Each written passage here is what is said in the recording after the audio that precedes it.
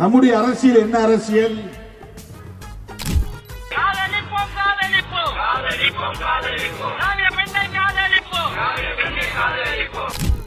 நம்முடைய அரசியல்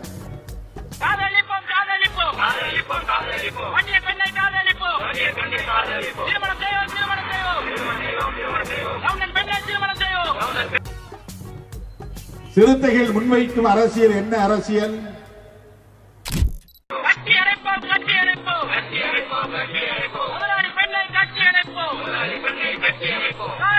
அடங்கொம்மால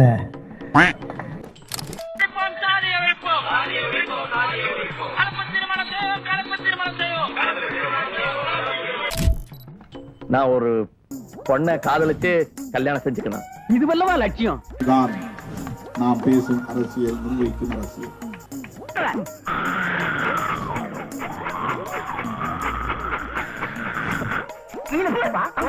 நம்முடைய கொள்கை பகைவர்கள், அவ்வளவுதான். நமக்கு தனிப்பட்ட முறையிலே எந்த பகையும் கிடையாது. டிஜிபி அலுவலக வாசலில் வைத்து யூடியூப் பேச்சாளர் ஏர்போர்ட் மூர்த்தியை பிசிகாவினர் சகட்டு மேனிக்கு புரட்டி எடுத்த சம்பவம் அதிர்ச்சி ஏற்படுத்தியுள்ளது. 4 எம்எல்ஏ 2 எம்பிடா தம்பிடா, பிஜேபி காரங்களா சாதாரண வந்த உழைப்பு அங்கீகாரம் வந்து சாதாரண வந்தது கிடையாது. Meanwhile, ரெட்டி காரு, நமக்குள்ள நடக்கிற இந்த டீலிங் வெளி உலகத்துக்கு தெரியக்கூடாது. வெளியில வந்து நாங்கள் யார் தெரியுமா, நாங்க எவ்வளவு பெரிய ஆள் தெரியுமா, அதான் தெரியுது. சேர்ப்படி வாங்குறது, 2-3 சீட்டுக்கு முட்டிக்கால் போடுறது. அரசியல்ல இதெல்லாம் சாதாரணமாப்பா. சொந்தமா சுயமா தன்மானத்தோடு நினைக்கிறத பேச முடியல. அப்புறம் எம்எல்ஏ ஆகி எம்பி ஆகி எங்க போய் எம்பிரணி? எதுக்கு என்ன எம்பிரணி? நீ தெரிஞ்சா அசிங்கமாயிரும். யாருக்கு? எனக்கு உழைப்பு இதுக்கு எவ்வளவு பாடுபட்டு இருக்காரு. பசங்களா, உனக்கு ஏதாவது கொடுத்து அனுப்புங்களா? ஐயா, வாழ்க்கையவே தொலைத்து எங்களுக்காண்டி வந்து வாழ்ந்துருக்க அந்த மனுஷன், அந்த மனுஷனுக்கு ஏதாவது ஒண்ணுண்டா தமிழ்நாடே இயங்காது. துண்டு வழியில ஒரு குண்டு வழியாக தமிழ் சரி, எதிர்கட்சிக்காரன் தலை தோரணம் கட்டி தொங்கவிடும் என்பதை எச்சரித்துக் கொள்கிறேன். ஊருக்கு ஒருத்தனாவது இருப்பான விடுதலை சிறுத்தை, ஒரு சிறுத்தையாவது உடைய செருப்பை கட்டி அடிக்கிறேன்டா.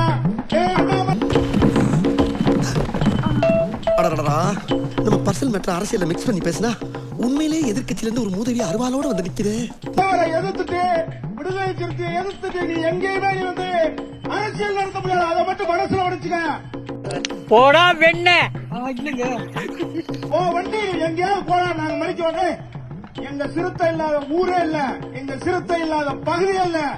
அடங்க மறு அத்துமீறி திமிரியல திரும்ப போய் கோபாலபுரம் வாசல்ல குப்பரப்படு. இது உங்கள் நிலைப்பாடு. மோடி எங்க வந்தாலும் நம்ம மதிக்கணும்.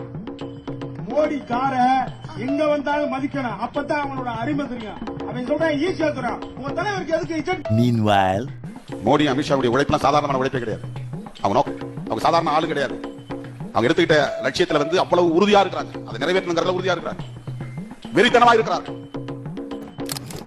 பாதுகாப்பு முட்டா பல்லடா, இந்த மக்களை பாதுகாக்கணும். நீங்க எவ்வளவு சுதந்திரமா இந்த தீபாவளியை கொண்டாடணும் சொன்னா எங்கள் தலைவர் சுதந்திரமாக இருக்கிறேன். நாங்கெல்லாம் ராவான ரவுடி. பொதுவாக சிறுத்தைகள் காடுகளில் தான் இருக்கும், அது உலகத்தில் பொது வழக்கம். சூத்து மூடிட்டு போங்க, உட்காருங்க ப்ரோ. ஆனால் தமிழ்நாட்டில் மட்டும்தான் ஒவ்வொரு கிராமங்களிலும் சிறுத்தைகள் இருக்கிறார்கள். அப்பதான் நீ பூரா வந்து தீபாவளி கொண்டாட முடியும். இல்லன்னா ஒட்டு மொத்தமா ஒரு வய எங்கேயுமே எங்கேயும் வண்டி கட்டி வாசல்ல எங்கேயுமே போக முடியாது என்பதை சொல்லி நமக்கு தனிப்பட்ட முறையிலே எந்த பகையும் கிடையாது. பலவே பறையங்கிற பேர்ல இயக்க வச்சுட்டு வருவோம். செல்பங்களை அடிங்க. நீ மனுஷனே இல்ல தெரியுமா? நாம் ஆளுங்கட்சியும் இல்லை, நாங்கள் தான் அடுத்த முதலமைச்சர் என்று தம்பட்டம் அடிக்கிற கட்சியும் இல்லை. ஒரு 47 பேர் வந்தான், வரவெல்லாம் எங்களை ஒழியணுமா. அவன் ஒழியிற நேரத்தில் வந்து எங்க கிட்ட விழுவான். எங்களுக்கு கருப்பு சிவப்பு கொடி ஒண்ணு வேஸ்ட். அடுத்த முதலமைச்சர் நான் தான். நீயா? அது என்னமா இப்ப கொஞ்சம் கூட வெக்கப்படாம பேசிட்ட? ரவுடி நானும் தான் ரவுடி என்று வடிவேல் சொல்லுவதை போல. joke இல்ல இல்லையா? இதுவரை நாங்கள் தனித்து போட்டியிடவே இல்லையே. இதுவே தமிழ்நாட்டில் விடுதலை சிறுத்தைகள் செய்திருக்கிற ஒரு மாபெரும் புரட்சி. இதெல்லாம் ஒரு பெருமையா பாஸ்? எனக்கு பெருமடா எருமை. நாம் அதிகார பசி கொண்டு அரசியலுக்கு வந்தவர்கள் அல்ல, கொள்கை பசியோடு களத்திலே நிற்பவர்கள்.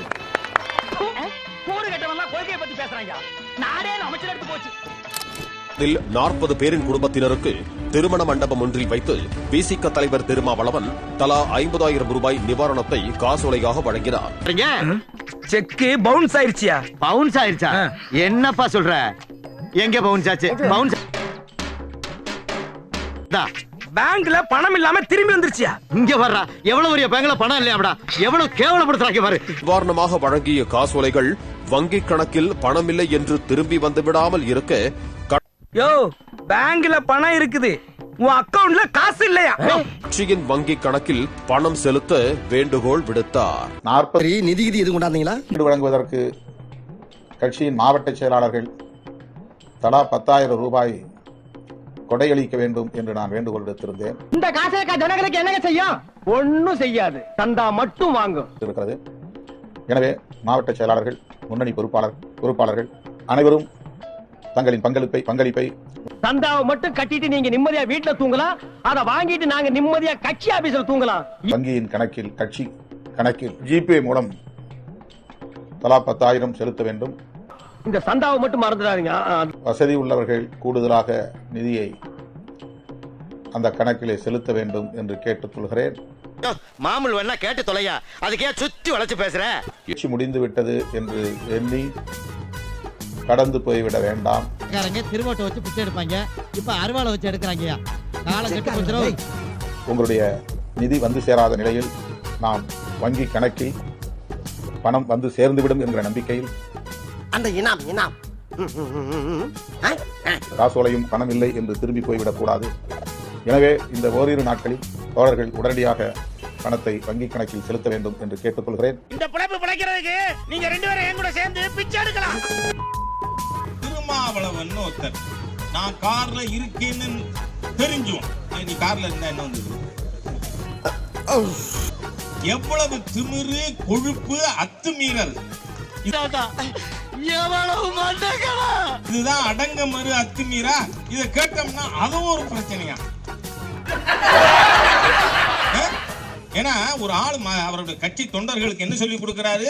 அடங்க மறு, அத்துமீறு. இப்ப இவன் வேற என்னை ரொம்ப டார்ச்சர் பண்றான்டா. இந்த அத்துமீறுனா என்ன அர்த்தம்? எனக்கு என்ன தெரியும்? இப்ப அவங்க செய்தி போடுறாங்க ஊடகத்துல, இளம் பெண்ணிடம் அத்துமீறிய 4 பேர் கைதுன்னா, அப்படின்னா அத்துமீறினா என்ன அர்த்தம்?